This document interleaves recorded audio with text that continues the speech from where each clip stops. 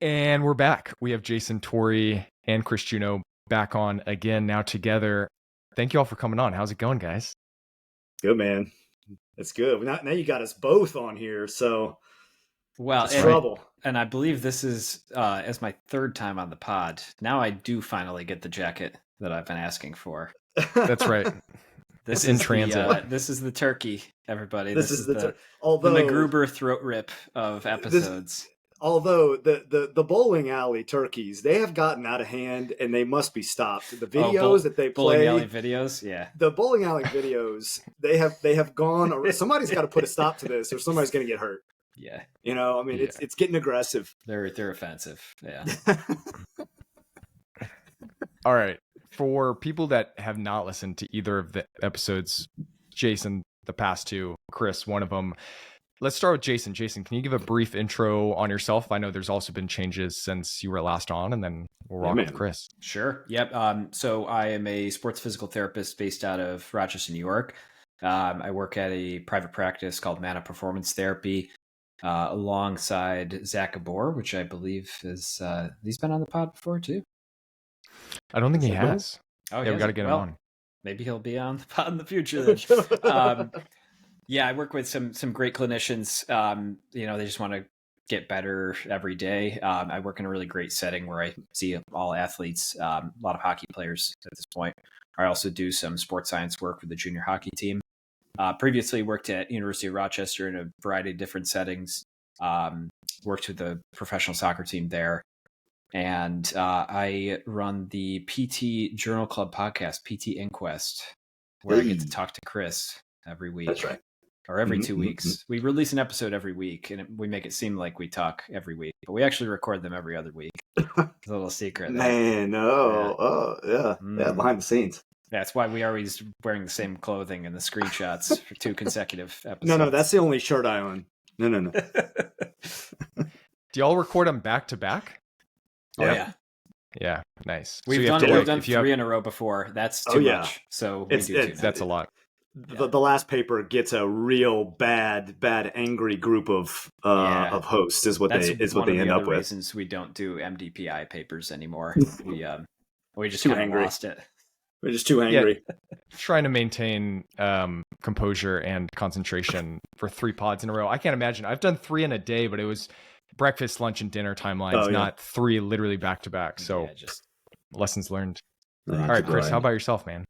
Yeah, so I am also a sports physical therapist. I currently work with the Department of Defense. I've been in this role, I don't know, 5 months at this point in the DC area. But the last 3 years, I've been with the Air Force and the Army, kind of working in the special operations community and sphere. And so it's been pretty awesome, pretty amazing to be able to give back and serve in different ways for our men and women that do an incredible amount for, to offer us the opportunity to talk on podcasts about whatever the heck we want. Right. So it's pretty cool. And before that, I was in New Zealand. I got a master's in biomechanics and physics, which is, half the reason I went to New Zealand. The other half the reason is because, it's New Zealand. It was amazing. Lived there for a year. And then before that, I was in Houston, sports residency, and at Ohio State before that, and then some fellowships, kind of strength and conditioning type fellowship stuff with the University of Louisville. So my pathway has been it has been around and varied, but it's been amazing. And so now, again, I'm in the DC area and work specifically with in and around kind of the Department of Defense. We do some program development. It's treatment. It's also some policy creation stuff, which has really been my passion as of the last few years. Kind of more than anything, removing barriers to fitness and wellness. And because we have an incorrect assumption about how the military works, we assume that everybody's kind of a commando and a GI Joe, and everybody's infantry and out there like kicking doors and jumping walls. And the vast majority of the military is very much gen pop. So it's bringing truly a phenomena that should be more accessible to the general population of the world, and kind of using that policy to drive decision making in the military. So it's been pretty unique, and I'm enjoying what I do. Yeah, I wanted to bring both you all back on together because of your relatively new course or courses, Dungeons and Dynamometers, which is a great name. Who decided that name, or was that joint decision? I said it as a joke, and then we used it as a working title for a bit, and then we Yeah. realized that the only thing we should definitely make sure stayed included in the course was the name Dungeons and Dynamometers. This was like an adult beverage, like total casual, just like, oh, we should totally do this. And I tell people, it's like this thing was birthed at CSM 2 years ago. Somebody's like, you guys should really just do this course, and we're like, oh, that'd be funny. And then we had some beers, and it was like, what'd be even funnier is if Jason was like, if it's Dungeons and Dynamometers, and I'm like, this is going to be epic. And I tell this story frequently. We totally didn't take this serious, and then we got back and we got on a phone call, and he's like, maybe let's just put some slides together, see what happens. And I think Jason, you were going to have some off time, Yep. and we got back together like 3 weeks later, and we had like 280 slides, and it was like, oh, we should, we should actually do this. And Dungeons and Dynamometers. Here y'all are. Let's either of y'all, can you just give a recap or summary of what actually is the course, and then we can kind of dive into the actual topic? Yeah, so Dungeons and Dynamometers is a kind of start to finish introduction of what is a handheld dynamometer. Our base course is just using both push and pull handheld dynamometers, and how and why do you apply this to the management of shoulder, knee, hip, ankle conditions. So we kind of center it around those 4 joints. We demonstrate setups, and then we have the individuals practice. So the original idea was basically like, what if it's like a manual therapy weekend course where you're just practicing the whole time, except instead of manual therapy, it's practicing using dynamometers. And that's exactly what it's based off of. We'll do a little bit of lecture and then break out, have a lab session, then come back, another relevant lecture. And, a lot of the lectures are just kind of on the foundations of physics, principles of, force, torque, and just paying attention to details, testing procedures, going through a long checklist of here are all the things to pay attention to, which I'm sure we'll talk about a little bit of that stuff as we go on here. Yeah. But yeah, if because I want to piggyback something Jason that Jason said is there was this notion, right, that manual muscle testing is old and archaic, and then the 2020 vision, we were going to kind of step up and step forward, and we were going to do more objective testing, right? But I don't know where that went, but it certainly didn't go into the concept of force testing, because manual muscle testing continued to be, and then you started to see some sprinklings, right, of kind of the Lafayette devices, these handheld devices, but they were just that, right? These were handheld devices, and they remained handheld devices. And we started creating this whole bucket of research using hand-resisted force. And I mean, it's easy to say this now and reflective and say like this was insanity, but looking back, how any of these studies, how nobody stepped up until the last 5 to 10 years and really put a stamp on this. And it's like, what the inaccuracy, the inconsistency, and how much better we could have made that whole bucket, that decade, 2 decades of research, by just adding a strap or fixing that dynamometer to something. And so that's really what drove this. And the more we brought it up to people, the more it was, this is actually not common knowledge. It's not very readily available knowledge. There's no course. There's nothing out there that you can go do this. So it occurred to me, it's like, it's a little unfair. We're kind of blasting people for doing inappropriate testing, but not offering very much of a solution, not at the academic level, not at the association level. It just didn't exist. And so it was the impetus for that. Yeah, and one of the main points that Chris is kind of referring to also is that the device itself is accurate. Yeah. All of them are accurate. They're accurate to within half a pound. It's the application, the procedures, the tester, and the actual setup and execution that present the variability. Much like how we know that a goniometer has a plus or minus 5 degree error, right? It's not because the hash marks are within 5 to, inconsistent. Like they accidentally printed the hash marks wrong. It's because the user error. Yeah. No.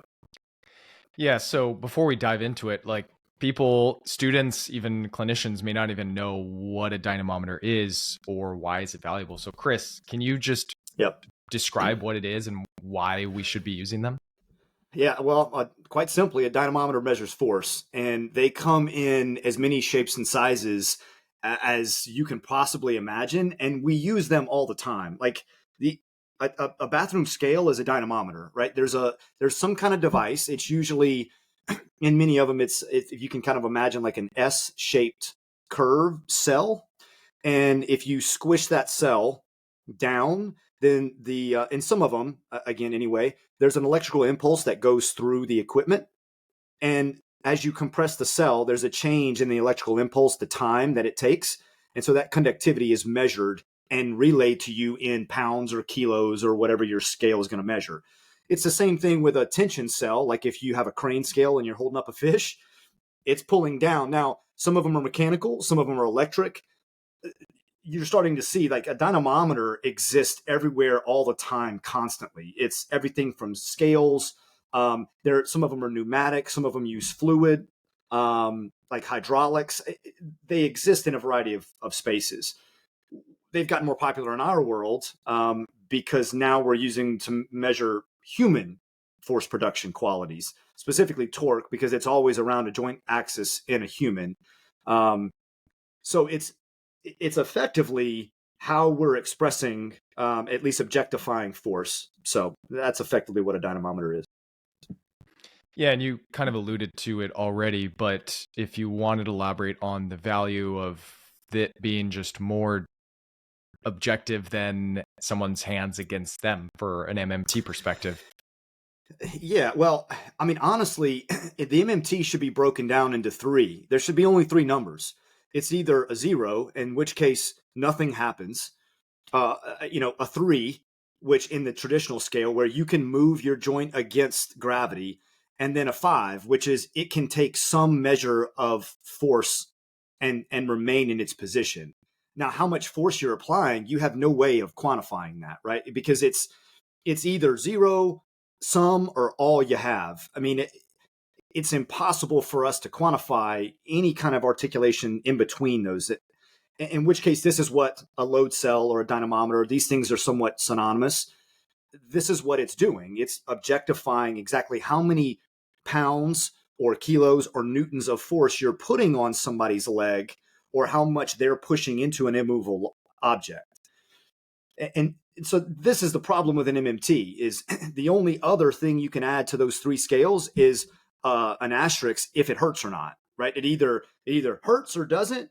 It either can go against gravity or it can't, and either can take some force or it can't. Outside of that, there is no objectivity beyond that. And that is objective, though. So we say this, MMTs are not objective. No, of course they are. But it's just not finely objective like a dynamometer would be. Yeah, so laying that out, it makes sense as to why we should utilize them and the benefit. Why, Jason, I'll have you start with this answer, and then Chris, if you want to add on to it, if there's anything. But sure. Why is it not commonly taught in school or in clinic? Like, why hasn't this become more readily taught and utilized? Yeah, I would think 2 main areas are just the value of it and training related barriers or knowledge related barriers. Value in the sense of probably one of the more common things would be on the side of like, well, we want to assess the joint's capacity functionally, or in a multi-joint movement, and we know that has some issues with it as well, with different types of overcompensation strategies that we'd see an individual use. So right, I mean, from a value standpoint, maybe it's a matter of dynamometry companies or individuals, educators like us, haven't fully gotten that point across of how important it is to quantify those things.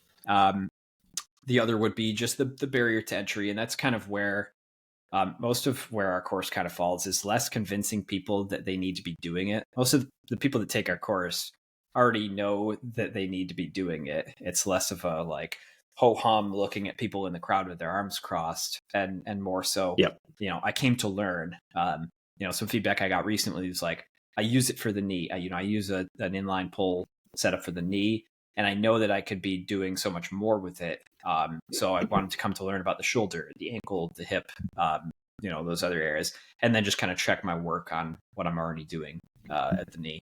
So that level of skill acquisition, it's setting things up, and it's kind of like any biomotor skill that you just need practice training with over and over. And similar other evaluation techniques, kind of like the same way that I teach running gait analysis, which is just be really, really detail oriented. It's like, Yep. It's kind of the same thing. You have to be really detail oriented, and you have to continue to get a lot of repetitions with it and try different things. But once you get those principles of what we talk about most with testing knee extension, that principle can apply to a lot of other things, as long as you've kind of like taken that barrier to entry down. Mm-hmm. Yeah, I mean, exactly. I think there was some other things that have some barriers that have come down, which is cost. The cost of a dynamometer has vastly improved. I mean, and some really kick-ass equipment with amazing software. I mean, if you look back 10 years ago, 20 years ago, there was only like your jammer, like grip strength dynamometer, and then the Lafayette device, both of which are research grade and were unnecessarily expensive with zero, user interface. Like this, I mean, the Lafayette has that small little window on there that you have to like kind of like angle it at the right like light so you can see it shows a force time curve so that you can analyze the rate. Right. I mean, it's like, now there's 20 different companies. They're very, very accessible, affordable. So I think that's one of the things that rate limited for a long time. I think the other thing was the inconvenience and the burden and the math. It was kind of a little intimidating, and nobody really sought to learn more because, well, our patients were getting better. So why do I need to do this stuff? Insurance isn't asking for it. Nobody's really, pitchforks out front saying we want dynamometry and objective testing. It's like, nah, my back feels better. So why the hell do I care how many kilos of force I can make? And then the last thing I'll reiterate with what Jason said is like, being detail oriented, it seems tedious and it seems overwhelming and it seems inefficient initially. And that's what I think our course, some of the best feedback that we get is, to Jason's point, is like, yeah, I can do it with this joint, but I just haven't had the time or the energy, or I don't know the rules well enough that I can expand this outward. And it's easier for me to come to people that do this and have spent time learning this so that you can show me, here's the best way to set the shoulder up and give me the rules to apply to that. Because the point that we drive is we don't really care how you do it. But what we're trying to do is minimize error in the same way that the goniometer, right, doesn't have device error, because there's 4 types of error. There's the device, there's the tester, there's the testee, and then there's the environment, right? So we're trying to minimize our error and the equipment error, hopefully minimize some of the person we're being tested's error so that it makes it as small as possible. With a goniometer, what does everybody do? Right. And this is a rhetorical question, but what does everybody do when we measure a joint goniometrically? We find 2 bony points so that we can anchor that into the middle of the joint line so it minimizes the error that we're actually getting a true value. That's literally the concept of the course, is we're trying to give you left and rights so that it minimizes error. It doesn't take it away because you're never going to get rid of all the error, but just to marginally decrease it. So if you want to do a handheld dynamometer and test somebody's knee extension, you're still testing it. It's just probably not correct. And the error is massive. The repeatability of that test is massive. So what we're trying to do is minimize that. I mean, that's the concept of it all. Chris, we'll stick with you for the clinician or the clinic as a whole that want to invest time, resources, and their plan of care and treatment with patients utilizing dynamometry, and their ground zero baseline. Where should they start with proceeding with next steps?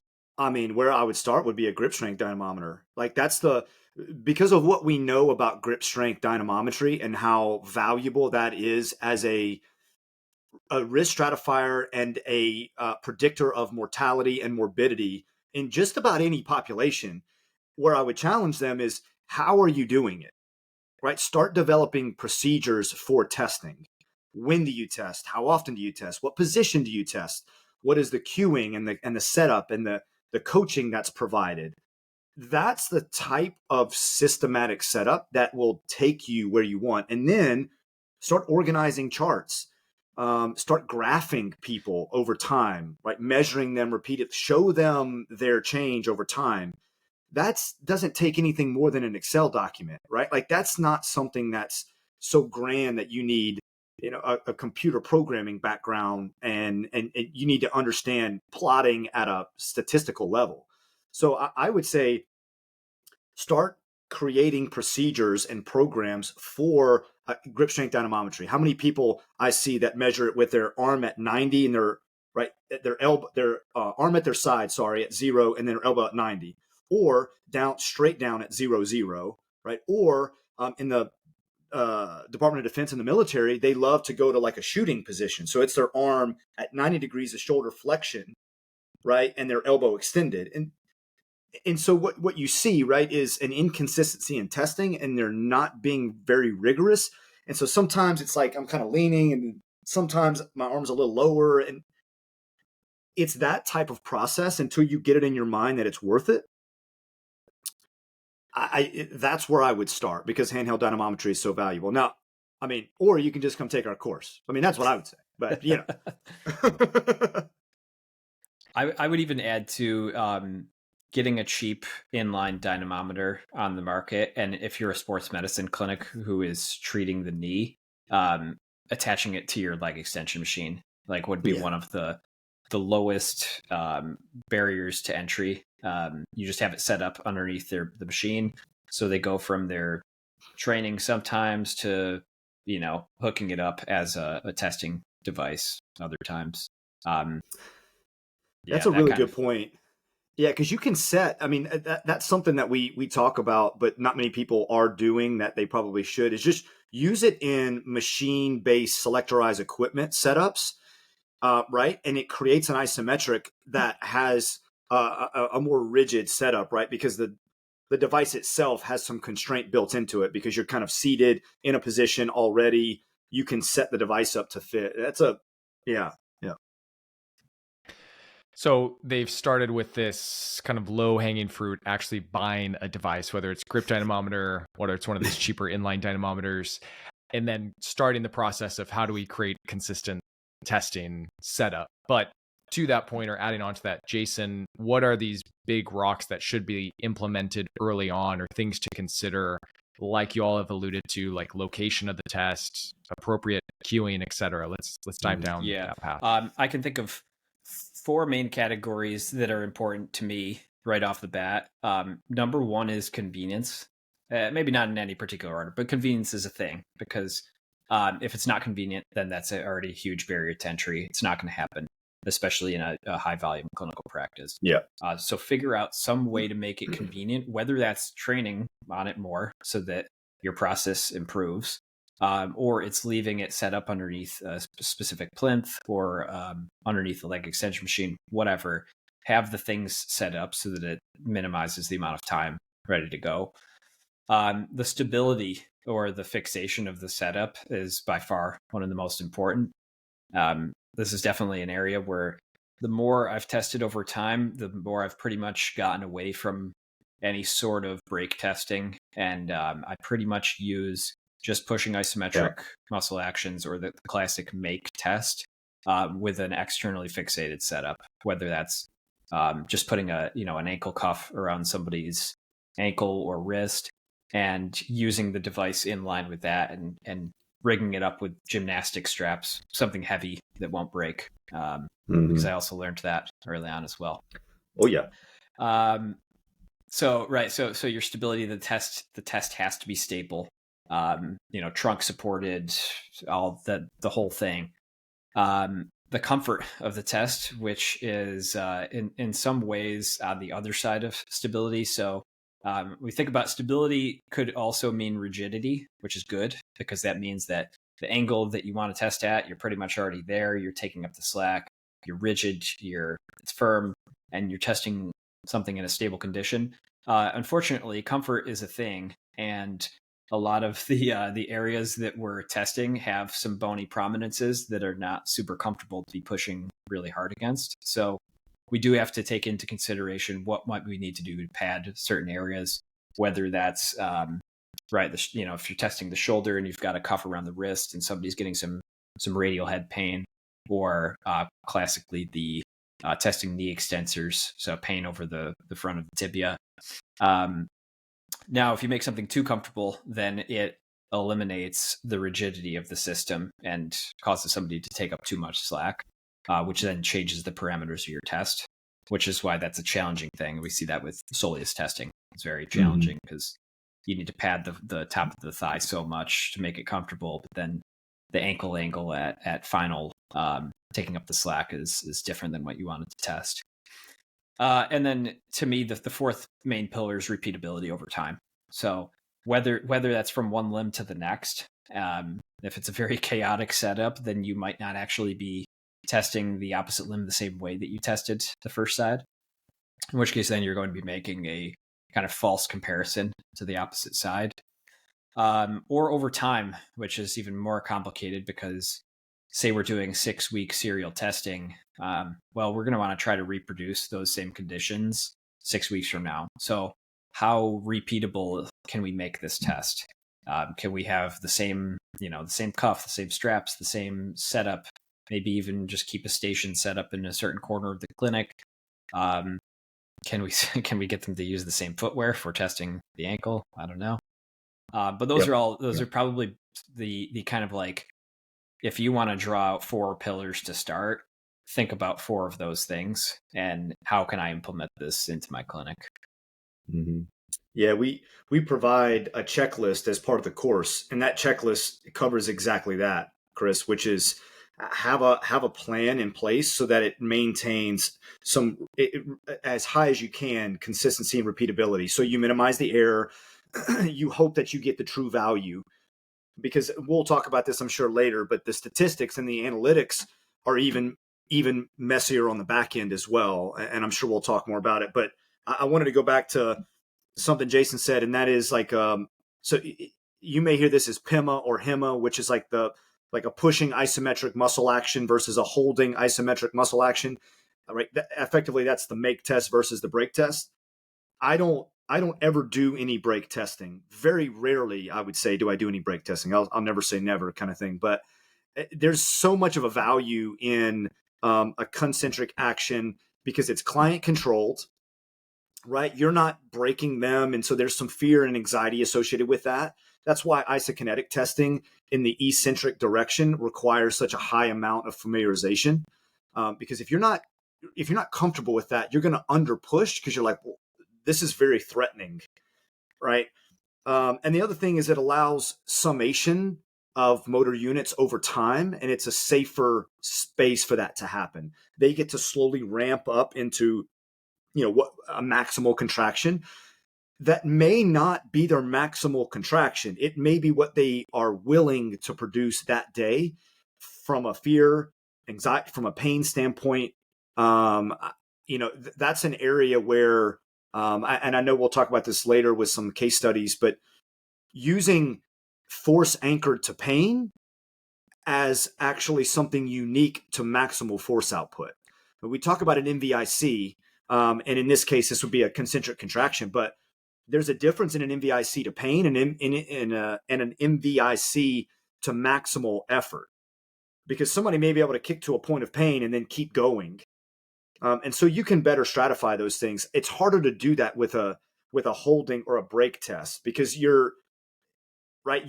And it's not the point of breaking. They're going to ride that eccentric just a little bit. So it's never a hold to a break. There's always going to be a point of like yield that creates an eccentric muscle action to a degree before they just give up. So I'm a big proponent of using a concentric muscle action for the majority of time. Now, you want to get to later phase testing. A lot of that's going to happen in probably some of your more functional tests anyway. It's a lot messier to have an eccentric muscle contraction tested.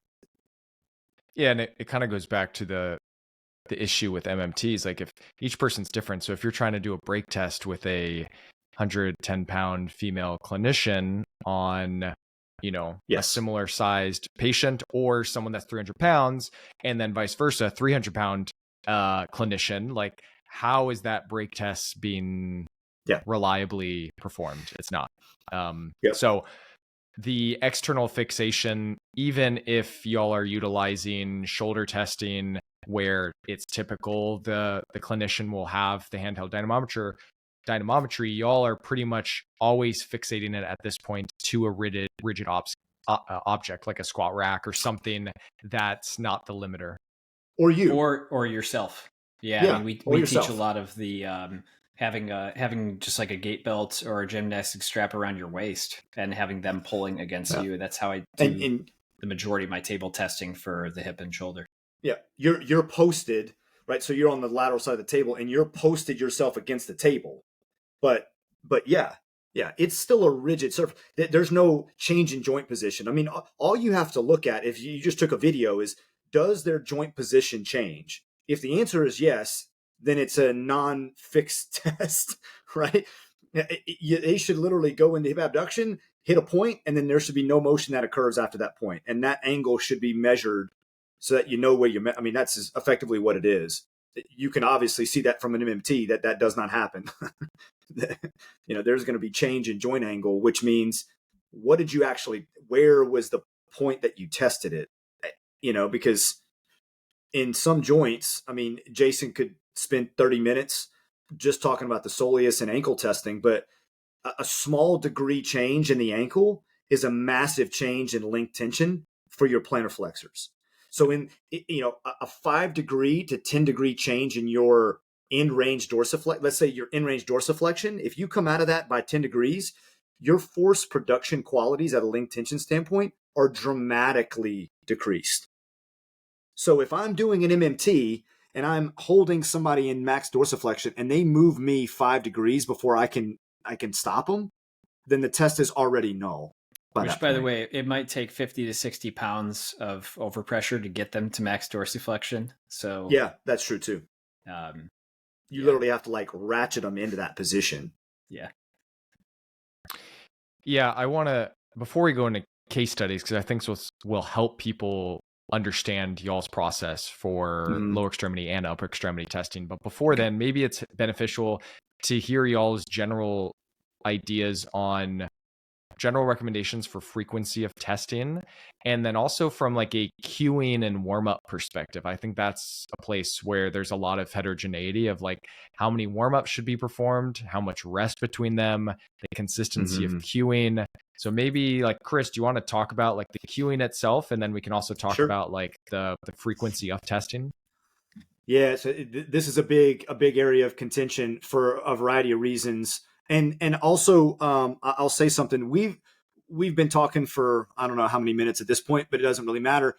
The more as we've primarily been talking about peak force, like peak force being uniquely different than rate of force, then there's no power or work completed, right? Because there's no distance. We're talking about isometric testing at a peak value. So over 5 seconds, it's a single point where it was the highest amount of force.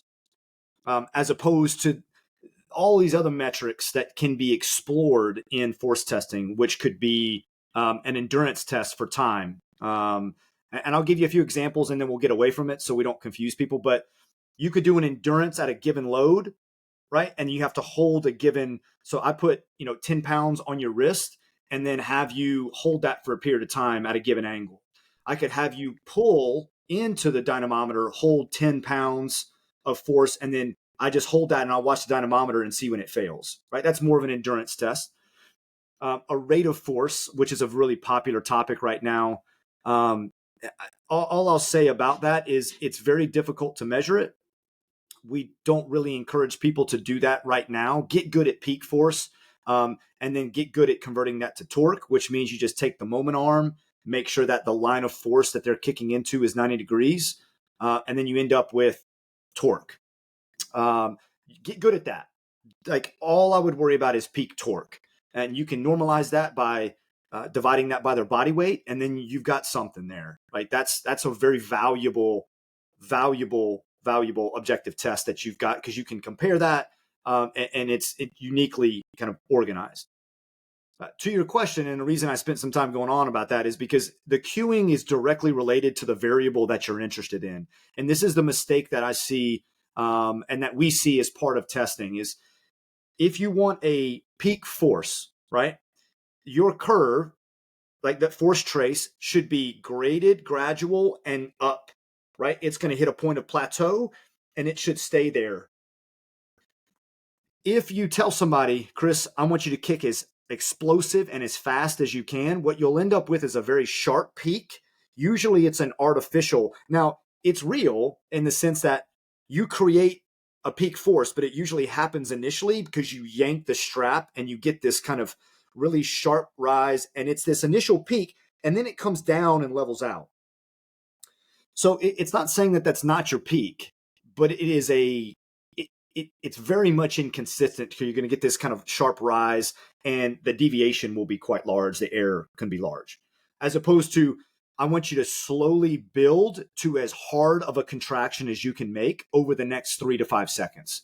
So you start kicking, and I tell them, I want you to think like again, like a throttle. You're slowly pushing it up like an airplane, and I want you to think that it's taking off. You should end with a maximal effort, but don't get there in the next second or two. It should slowly get up there. And that's really important. The other thing, familiarization and cueing go hand in hand. People, your error will be high, not because of the setup, not because of the environment, not because of you, but because of the client, right? And so to minimize the error of the client, having them practice this over a period of time. So I usually, if I'm going to test somebody, I will have them do this a few times in the clinic before I actually test them, for that reason, so that they get an experience to kick into an immovable object, which is a very weird feeling if you've never done that before. It can be, again, really threatening. And all it takes is that one person that's like, oh yeah, I got it. And they just full rocket into this immovable strap, and it hurts. And that's enough to like turn them off of this whole thing. If you use a word explosive or fast or, volatile, or these really kind of inflammatory, upregulating concepts, I've just seen it go poorly. So I stay away from that. I kind of use this like really grade and build, so they get to feel that strap, take the tension out, and really kind of generate a good quality force trace. And then to the second half of that question, and it is very depending on the type of testing, but let's just say for peak testing, you're building and getting this peak number. How frequently do y'all within the course recommend people reassess this? Yeah, so we tend to hover around like the 6-week mark, and that's based on some isokinetic literature of the ACL, where kind of a true gain you'll tend to see in 6 weeks. Otherwise, any sooner than that might just be natural variation of day to day. On the other side, I tend to have people training using isometrics a lot, and having them have this as feedback. So I tend to just be using it weekly, and it might just be kind of a plot the thing as we go type weekly test. And certainly for some of my athletes now who may have some time constraints to get back to play as fast as possible, that 6-week reassessment maybe isn't always realistic in the sports world. It's like, well, let's just keep reassessing it until we see the number that we like. Yeah. Yeah, and that's more. Jason kind of answers that from a physiologic standpoint. I do think that you could test more often in more of a Sure. neurologic sense, like a pain response sense. You may test that more frequently, like for a tendinopathy or something. You may be assessing this.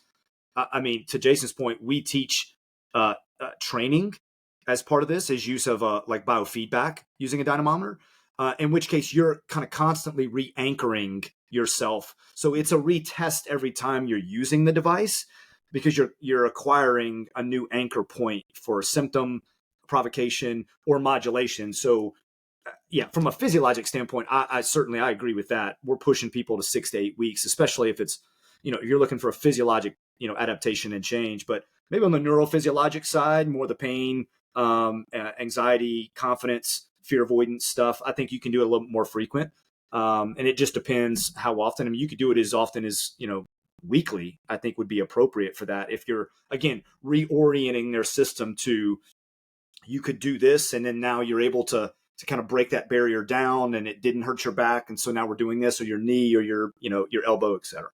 Well, to that point, Chris, I've used it daily in those Yeah. cases. If athletes, athletes on the team that I work with that just come in daily and have some short sessions, it's kind of like a "How am I doing today?" type test. Yep. Yep. Yep. Yep. Let's dive into the case studies. So, Jason, we'll stick with you. I asked for you to come with a lower extremities case on how you've utilized dynamometry from a training and from a testing perspective. So, Yes. let's hear it.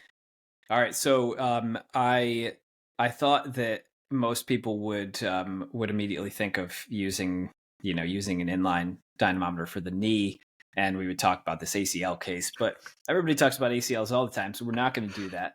Had a junior hockey player with athletic pubalgia. I knew this was going. This is a fun one because we set up two Tyndek units on either side of a squat rack that basically recreates a force frame. The force frame is a fixed frame testing device where you are bilaterally squeezing at the same time. And so we set this up with a couple iPads on each side. We call it the groin lab. And we we use this as a way to quickly test a lot of players. It is a bilateral force test.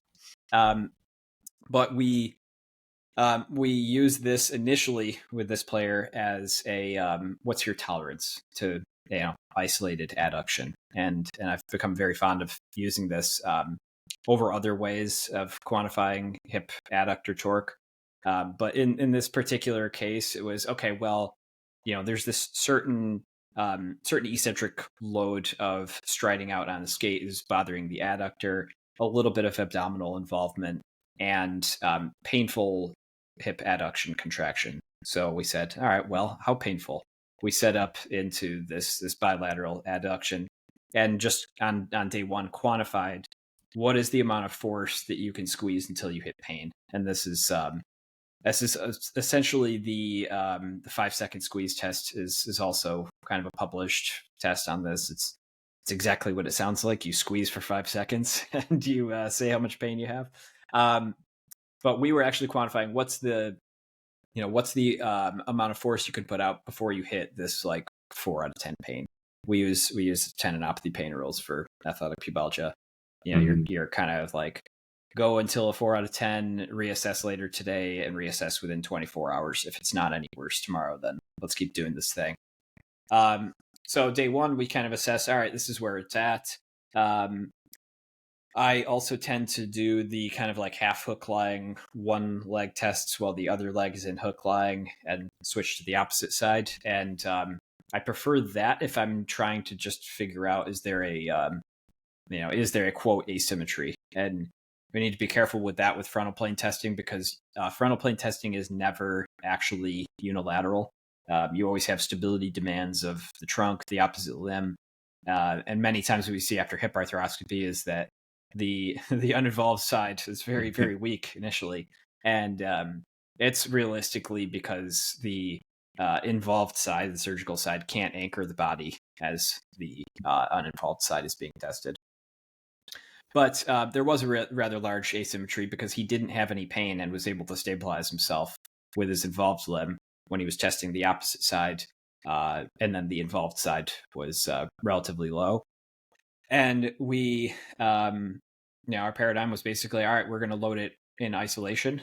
And then we're also going to load it dynamically, things like lateral squats and different types of closed chain core exercises, trunk flexion, things like that.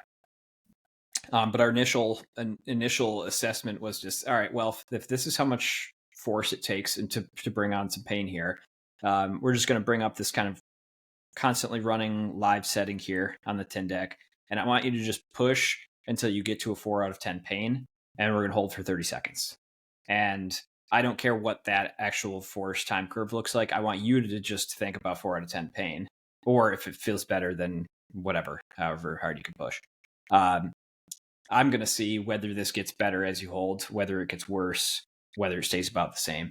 And so we do, 3 to 5 repetitions of this. It starts to warm up. It gets better each time. It kind of has that tendinopathy type first couple of reps suck, and then it gets better and better to the point where he can't really feel it.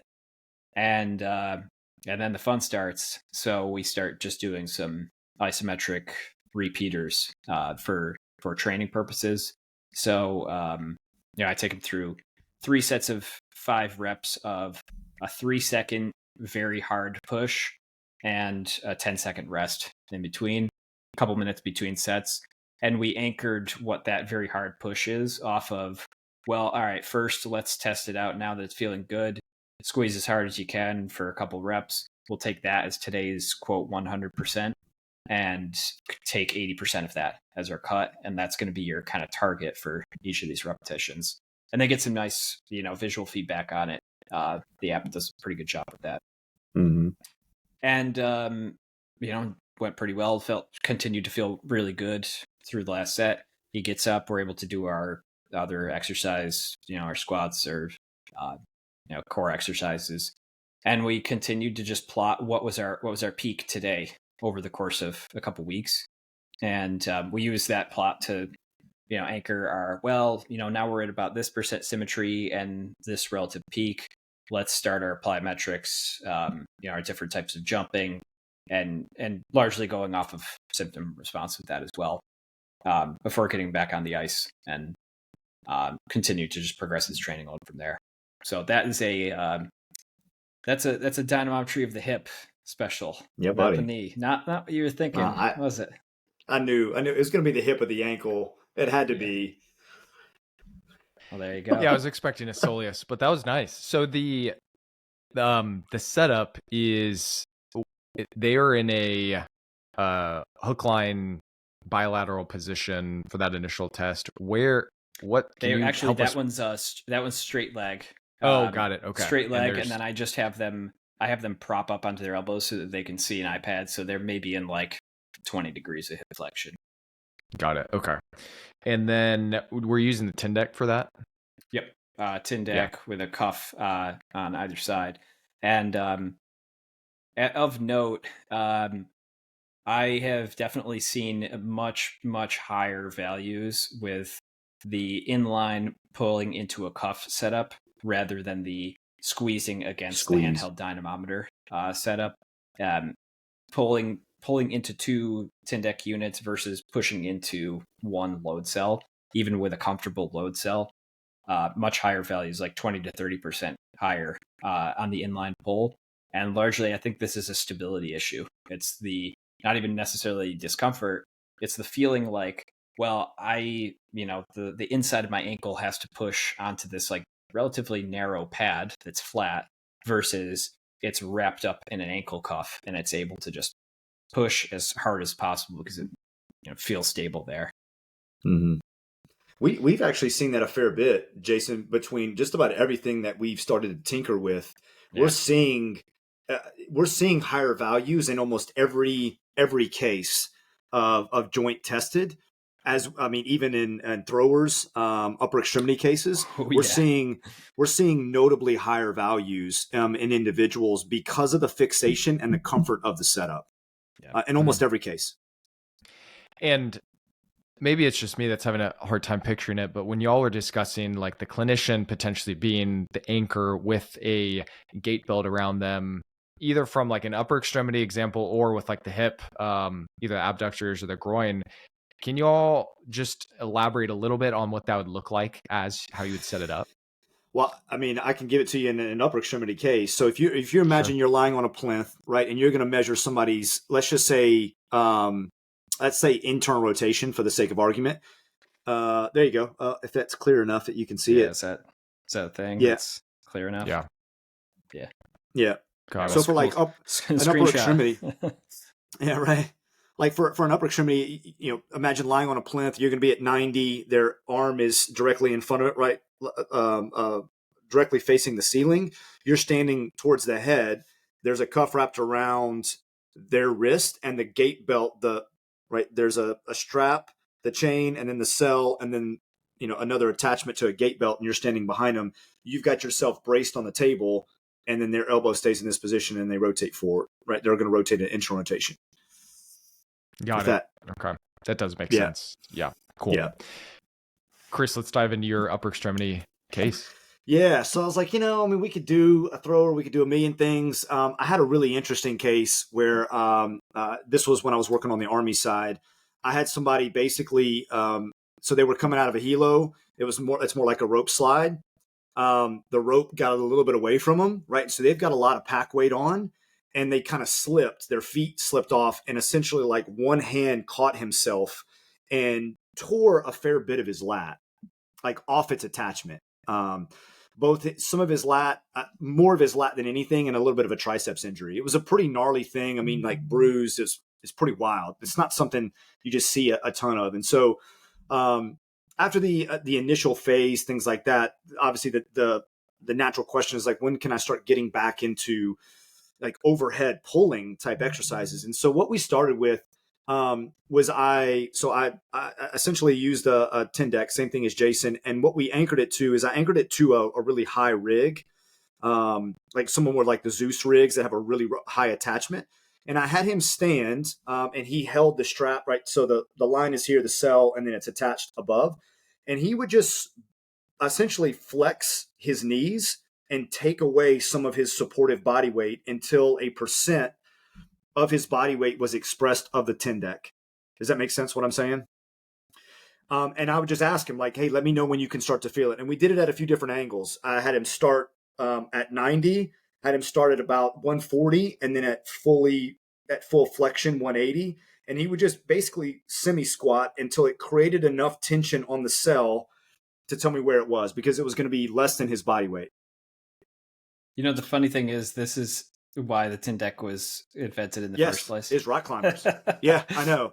I thought about this when I was using it. I'm like, finally, we're doing what it was built for. What it was built for. All these idiot PTs are out there like kicking into it. The groin lab out in Rochester, and I'm like, you know what? We're gonna get back to grassroots here. But yeah, and I won't like double dip on what Jason, like we used it the same way.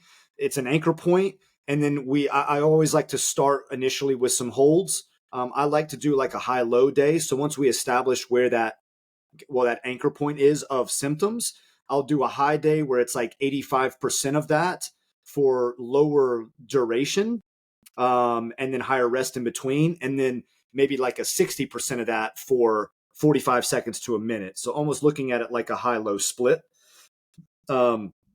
Until we got to full body weight where he could literally create his body weight. And then I lengthened the chain, had him sit on the ground. And then, so it took his lower body out of it. And then he would, same thing, 3 positions, and pull down into the Tendec until it created what eventually became his body weight in pounds. Right? Knowing that he would never, again, we were going to start with a double arm hang, but it was a way to overqualify him for what a double hang would be. And then we use that same way, a high-low. So I would program an 80 to 85% for like a 4x5 to 10 second hold. And then a 4x45 seconds at like 30, 40, 50%, kind of more that hypertrophy range versus that max strength range. And I gave him the device, right? He downloaded the app on his phone. He I gave him the device and let him use it. We had the luxury of having quite a few devices, so I could do this. But the beauty is I program it in his phone. So there was in the repeater app on the Tyndek side, you can preset. So one was preset high, one was preset low. He'd click on it, it would pull up, he would get an MVIC for the day, and that would be his anchor point, and then it would program 80% block where he would just hold that block for time. And he loved it. It did a variety of things, right? Instant biofeedback. It gave him graded exposure, and he saw each time his numbers crawl up. Compliance went through the roof because it became a game, right? He's getting to champion his own rehab. And then 3, I get really consistent feedback. I get repeated feedback, and I know exactly the force because I get to look at his numbers and what percent and force production qualities that they would be over time. And eventually what we did is something a little unique that's not rate of force and it's not peak force, it's time to peak. It sounds similar to rate, but it's not. And so essentially what I would tell him is, all right, give me an MVIC, right? Give me a maximal contraction. Great. We'll take that number. I want you to get to that number in 4 seconds. He's like, all right. So he pulls in 4 seconds. You can imagine it's more of a graded. Now get there in 3 seconds. Okay. That he's going to kind of ramp up a little faster. Now get there in 2 seconds. Now at the bottom of the Tyndek, there's a rolling, right? There's a counter at the bottom, right? So get there in 2 seconds, hold it for 2 seconds. So now it's a little sharper and he's holding it. Get there in 1 second. And so I'm just kind of narrowing the window of time to allow him to get to his peak. Again, it's a form of rate of force. It's not what societal kind of colloquial term people would use for that, but I think it's a pretty good proxy for developing what we would consider speed strength, right? On the curve, kind of surfing the curve a little bit. You're kind of getting a little closer to that as opposed to this max strength component. And again, this was a challenge. So each week we would kind of, all right, now 3 seconds, now 2 seconds, now get there in 1 second, now get there in half a second, now get there as quickly as you can. And so you start to generate these qualities of neurophysiologic tolerance at the tendon, at the elastic qualities of the intramuscular tendon and the muscle tendon complex. And again, he loved this because he had never seen something like this before, right? Like, get to see numbers, and then you can imagine what this turned into, which was a free-for-all of guys coming in and using this setup to see how much. Yeah, it's exactly where this went. Yeah. But it's super effective, very specific, very graded and titrated rehab. That, again, do you have to use that? No, but I think there's an inherent value, especially in a setup that didn't take me. It took me 20 minutes to explain this to him. Right? Like, and I could leave it hanging on the rig. Yeah, totally. Yeah. To both y'all's examples and with dynamometry as a whole, especially with a training perspective with the Tyndek and being able to see it and other devices, it just gamifies and makes it more exciting. Yeah. And the intent is higher, the tracking over time. Yeah, it's kind of a no-brainer. And it's not maybe a plug for Tyndek, but it's so much more affordable now that it's like, why not get these for the clinic and for yourself? Before I go on to kind of this last question on evolution of how y'all have messed around this and things you've changed, to the practicality of when you're actually performing the testing itself, the peak force testing or peak torque, generally like the common thing is like to do 3 max efforts. In our clinic, it's like we take the average of those 3. During y'all's course or in general, do you recommend taking averages or taking the top number? I can go first because we don't really have a specific recommendation since both are present in the literature. If you are going to take just the peak, it needs to be the 3 trials need to be within a 10% coefficient of variation, which is also something that is easily accessible on a spreadsheet if you put all 3 of the values in. An isokinetic unit will report this off of each of the repetitions. I tend to take the peak and I just make sure that it's within 10% of that coefficient variation for the main purpose of kind of thinking like, well, If I was testing total work, then I would care about whether they had the consistent average over time. But if I'm testing absolute peak, then the absolute peak to me technically is it's the that I'm absolute peak. testing. Yeah. But yeah, Chris, I don't know if you have any other thoughts on that. Yeah, I'm the same way. Because I think Chris, I think it's a question, right? Of what are you testing? Or because if the term is peak, so it is technically the highest number that you can make. So I mean, by that definition, theoretically, it would be the highest of the 3 trials. Now that goes against what I said earlier, because if you just snap kick into the strap, then you're going to create a peak, which is artificial, right? And so that gets into there has to be some rule back in, which is why I like this 10% coefficient of variation, the CV percent. You need to have something in there. If one of these trials is like notably beyond the other 2, I'm like, yeah, that could have been an error in either the setup. You did something weird. Maybe you took some tension off the strap and then yanked into it, so that you got a little bit of that kind of what we call free acceleration, because there's no tension.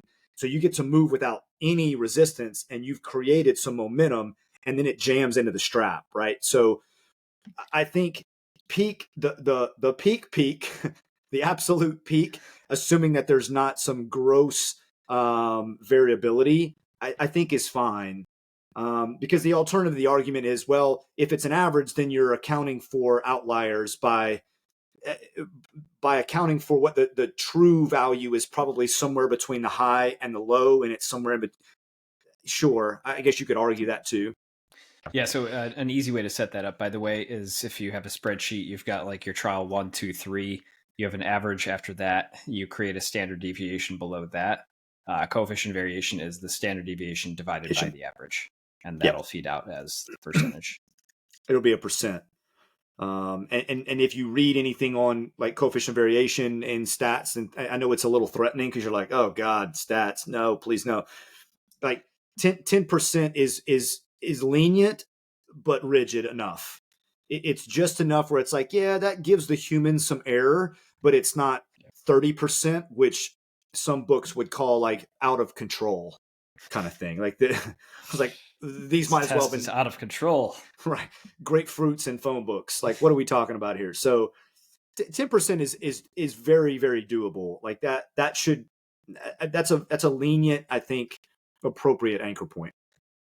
Yeah, and to y'all's point, if there's a big enough skew of those tests across the 3 or across more than that, it's questioning what is going on here. Is it the patient's intent isn't there? Is it the queuing? Yeah. Is it the slack? Is it that initial number? Right. So I think there should just be more called into question if those 3 max tests or peak tests just aren't relatively close. Or is it like the tendinopathy example where it just warms up and we need to do more warm-ups before the peak testing? That's right. Mm-hmm. Because the question that you're looking for, the question that we're all seeking, right, is what's the true value? What is actually the most amount of force you can make in this setup that we've defined, described, and the methods that we created? There is error. There's always going to be error. How large that error is, we're trying to shorten it so that, this is the concept of like 95% confidence interval and your confidence or credible intervals. You're trying to make that box and whisker plot narrow so that the likelihood of that true value is very close to the one that you got. Is effectively like the poor simple man's version of what we're trying to do. We're just trying to make sure that this wasn't to your point, some far-reaching outlier. Because if we take the mean, well, it's the outlier is going to drag the mean artificially with it. Right. And so we is that the true value? I don't know. I mean, it could have been a unique test and trial. And so if it's not an outlier, then there should be more than one trial that fit, that cluster around that test is how I would look at it. Totally. Yeah, this actually feels relevant. We have 2 clinics where I'm at, this primary clinic that has 9 or 10 PTs, and then a sister clinic that has 1 therapist. And I tested one of our patients that's primarily been at the other clinic. I tested him about like 5 or 6 weeks ago on knee extensor testing. and we have this funky little setup that one of our clinicians made. It's like an old school Rogue plyo box that has like those handles on the side. And Yep. then we got someone to create this like wooden ledge off of it. So like your tibia can be kind of resting at it. And it's about like 60 degrees of knee flexion. Okay. We now have a Humac, and we're very like fortunate that we have that, but we Oh, still yeah. use it for like training and testing, but it like consistently sets up the patient. And then underneath the box is a rod, and there's different attachments. Love it. Love it. But Yeah, anyways, awesome. it gets the job done. So I tested this individual. We have that exact same box set up at the sister clinic. I got an email from our clinician at that clinic today saying, hey, I tested this, my patient. It was primarily his patient. I was just there to test. His both numbers on both sides are significantly lower. Do you have any ideas of why that is? And I sent him an email because I've never seen him do it, but I explained like, could be that you didn't create enough kind of rigidity in the system, and like the tibia, when it's kicking out, like it's off of that wooden ledge that it should be resting on. The cueing and intent wasn't there. You didn't give enough warm-up sets, but it kind of goes into a lot of what y'all had mentioned of, there's a lot of reasons. He could also have had symptoms that day. He could have been generally fatigued, but it sounded like bilaterally, like there was probably a testing issue itself. Yeah. And the problem exactly with that is, imagine if the day that you tested him was the day that he saw the surgeon, or that was the day that he was being, quote, tested for readiness to sport, which I don't believe in, but we won't go there right now. But let's say that was the day, right? And then, but that's also alternatively, in the perfect world that we've created where it's the multiverse, the other day was the day that he got tested for his readiness, right? You can see, because we've kind of dichotomized this of, did you meet these thresholds? One day he does, one day he doesn't. One day, right, it looks grossly different. And so the question is whose fault is that? And you can begin to understand how dangerous that can become, even in these like centers of excellence where you have a center clinic and then these satellites, and then patients come to these center clinics to see the surgeon, and maybe they get tested that day at a clinic. It's a unique setup. They've never seen this clinic before. Maybe that clinic does things unique. They get on here, they're super excited. They've been blowing it up at the other clinic, like they feel really motivated and optimistic. And then you test them, and it's like, dude, you're way off. And it's like, how does that happen? And this phenomenon is one of the reasons why the data universally, and Jason can speak to this more than I have, part of what he did as part of the course was this massive scoping review of all dynamometry testing for normative data, and it was chaos. I'll let him speak to it. I mean, I don't have much more to say other than that it was chaos. But yeah, the obviously methods being different, stuff like that. But one thing I would add too is that I'm fortunate enough to be able to see players on like a day-to-day basis, and I've also seen the effects of just the didn't sleep as well. Training was pretty hard yesterday, and just the day-to-day variation in deficits that you might see. I think that can probably account for some things too. Shout out to E3 Rehab, Nathan Henderson, E3 Rehab coach, because he did test himself. I believe it was 28 days straight. Oh, that's right. On the isokinetic, or maybe it was isometric knee extension. Maybe I think it was basically. Yeah, he max tested himself every single day for a month to be able to plot natural variation, including coming to work in like a snowstorm to do it. I think one day. Yeah, dude, it was like a grind. It was impressive. Yeah. That's such a Nate move. I don't know if y'all knew this. A few years ago, he ran like an ultra marathon, and then the next day like was in a powerlifting meet. Like he loves this wild stuff. So what did he find? Were those numbers over the month pretty similar? Was there a ton of fluctuation? There's just some natural variation that happens day to day. Yeah. I mean, we know that that's true about like 1RM testing, right? In an untrained individual, it could be 20%. In a trained individual, it could be 10%. I mean, that's a massive difference. 10% for a trained individual, you're talking like the difference in programming somebody based on 100 kilos to 110 to 90. that's a very different feeling. So you're going to see the same thing in peak force testing. You're going to see even greater disparity in testing for like rate. Yeah, there's also, I was thinking of an example where one of my patients, he didn't realize he was going to be tested that day. And his lack of psychological and mental Motivation preparation and for readiness. it, Yeah. he had a score that we were not stoked about. Later that week, he comes in to see another therapist and is like, I want to retest. And just even the fact of like, I have now prepared mentally for this test is also a big thing to like let your patients probably know that like this week or today in the next 2 weeks, we're going to do this, as opposed to just like telling them that moment. Because I'm sure that has a huge factor as well. Yeah. Oh, I mean, fear. I mean, again, you've never seen an isokinetic device before, and now you're getting strapped into this chair, and then this like the dude bearded from dude Rocky. is, yeah, right. Like, and then this bearded dude is yelling at you like as loud as he. Like, what is happening right now? Right? Yeah, our HUMAC is right next to like all of our plinths, which ideally it's probably not there, but we'll like have an eval and one of our therapists is just screaming at someone in like a rocket essentially. And it's this 70-year-old woman that's like scared out of her mind. So, you know, sometimes that doesn't help. Jason, let's start with you from a evolution of I don't do this anymore, from a testing or view on dynamometry. I know y'all have probably just tinkered with so many things, but maybe the bigger things, what has evolved for you? Yeah, I would say really favoring the inline setup over push cell setup has been the biggest thing for me recently, and that's with both being fixated too. So, you know, like I explained with adduction testing, having a handheld dynamometer attached to a yoga block to just create an even, you know, fixed setup versus having a tin deck or other inline dynamometers set up to a squat rack or something pulling against a cuff. I think the interface with the limb matters so much at this point, both from the comfort and stability standpoint, that the reliability of both of those devices is great.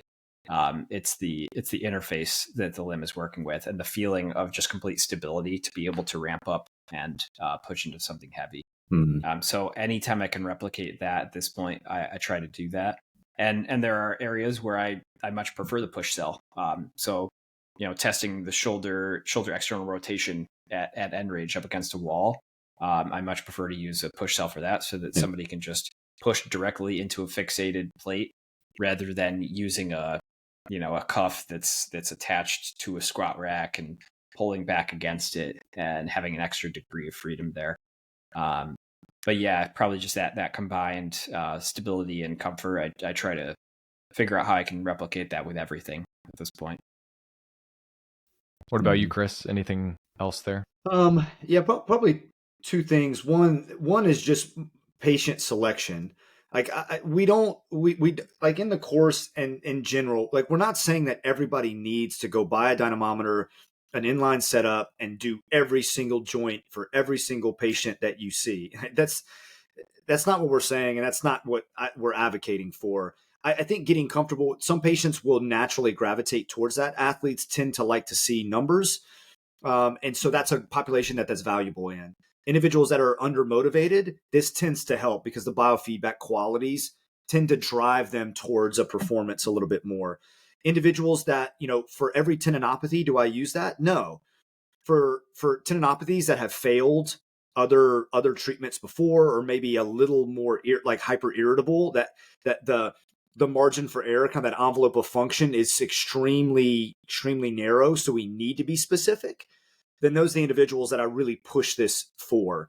So I think from a patient selection standpoint, there is a value in recognizing that it's not for everybody and you don't need to do it all the time, but who it's going to be valuable for, what scenarios is it worth an extra 5 minutes to go get a data point versus, hey, you can go do some isometrics. You're probably going to be good enough and your tendon's probably going to get better.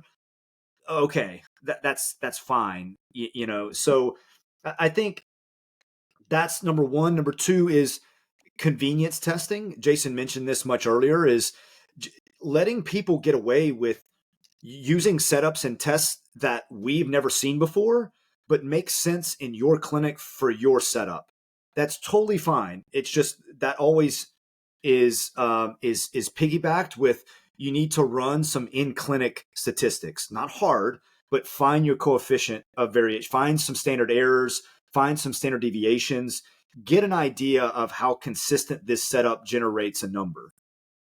Because your setup may just be inherently more noisy, but it makes so much more sense for your clinic. Whether that's some manufactured, right, rogue block with a board on it, and it's like, yeah, dude, rock on. But you always want to find what is the variation of that test. Because to your point, maybe clinic A and clinic B, the boxes are the same, maybe.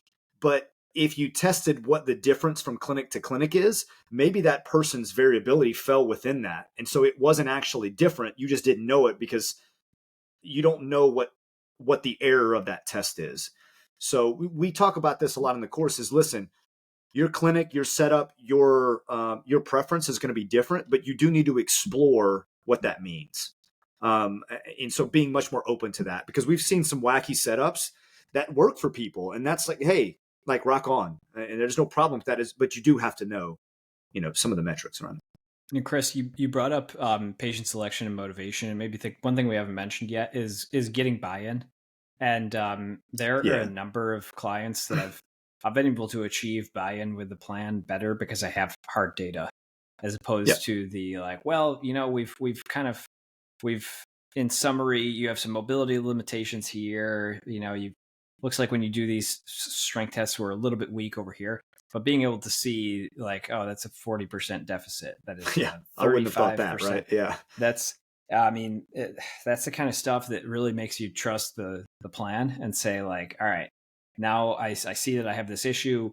They're presenting me with this plan to be able to correct that issue and give me a reasonable time frame to be able to expect what we might see here. I think it's been great for my clinical practice. And really just confidently, if this is the plan and this is what we're basing it off of. Yeah. And you'll be surprised the individuals that you'll do this with. I just had a recent back surgery, and I told Jason, I had some right big toe, flexor hallucis weakness, right? So great toe flexion. And I used a compression cell, the active force, on the floor, and basically did like great toe testing on that, right? I was like, yeah, it's definitely weaker. I tested it. It was 40% weaker with an error of around 10%, right? So it was as low as like 25 to 28%, as high as 50% on some days. Like that's a difference in like, yeah, it's a little weaker to, that's almost unusable. That toe doesn't work. It's hard for us to qualify that. And so you put a number to it, and you will see, like to Jason's point in kind of patient selection, you will see people like, are you kidding me? There's no way that number's, let me test it again. And they'll do it again, and they'll get the same number. And it's like, yeah, like, how is this? It's like, well, this may be the reason that you've had 3 years of knee pain and shoulder pain or hip pain. I mean, it's a very pivotal moment in buy-in and patient rapport, not to mention compliance down the path, Yeah. And it's also not to say that it's like, right, we're going to weaponize data to get everybody to buy into the plan. Yeah. I'm very careful to always say, this is what the deficit is. We're going to be training it and retesting it. And if we don't see this thing move, we're going to try some different things. And we're going to keep going until we feel like this plateaus. And if it just doesn't quite get over the hump, then maybe we can move on to something else that's not the traditional conservative care. But until we've ruled that out, like that to me is the logical next progression. Sure. And there are certainly times when it just can't get over the hump, and maybe a surgical procedure is needed at that point. But it's laying out the plan and kind of having the evidence behind it, I think is really helpful. Mm-hmm. I love it. I want y'all to promote your course. Do you want to chat about any upcoming dates, how, if any clinicians or clinics want to reach out and schedule a course, what does that look like? We do have some upcoming dates. Yes, we do. Let me pull up the calendar for our know public it's courses. To be honest, man, it's been truly it's been impressive and very much appreciated. We've gotten a ton of love. We've done a ton. I don't know how many courses we've had done already, but we are already booking into like 2025, into the spring of 2025. Like it's been D&D madness. tour. The D&D tour may even go worldwide. So it's been amazing. So we've got quite a few courses. We offer private and public courses. So just keep that in mind. And some of the courses Jason may mention, they are private. So I'm going to mention the public courses that we have open seats to. So right now we have registration is open for Boston May 18th, 19th. That's a 2-day course. And you can, for registration, come to any of our social media pages. We're always pushing them out. In October, end of October, 26th and 27th, we'll be in Bozeman, Montana at Laura Oxidal's clinic. Build Physio. And as of right now, we are about to announce one in Miami in November. So come to our follow the social media. We'll be blasting it out. We'll blast them out there. And you can obviously something between anybody can email us. Yeah, email us as well. That's fine if you have any questions, or if you're interested in bringing us in. I mean, that's the best channel to go about that as well. Eric hosts us on his website for public courses, so you can go to Eric's the Science PT, Eric Meredith's website, the Science PT. You'll see us there. You can email us if you want to bring us in. But yeah, we're D&D is on the road. Love it. All right. We'll call it there. Jason, Chris, thank you all so much.